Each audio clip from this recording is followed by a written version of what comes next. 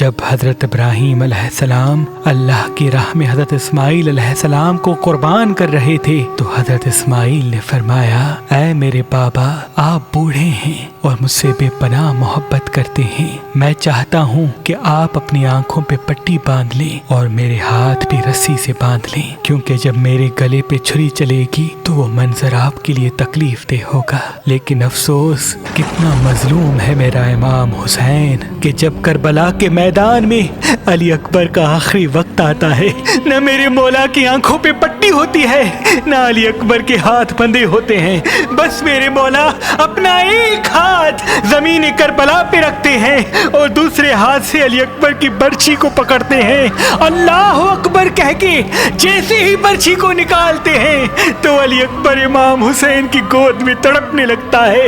میرے مظلوم امام فریاد بلند کرتے ہیں کہ دادا ابراہیم دیکھ، میں اپنے اسماعیل کو کس طرح قربان کر رہا ہوں۔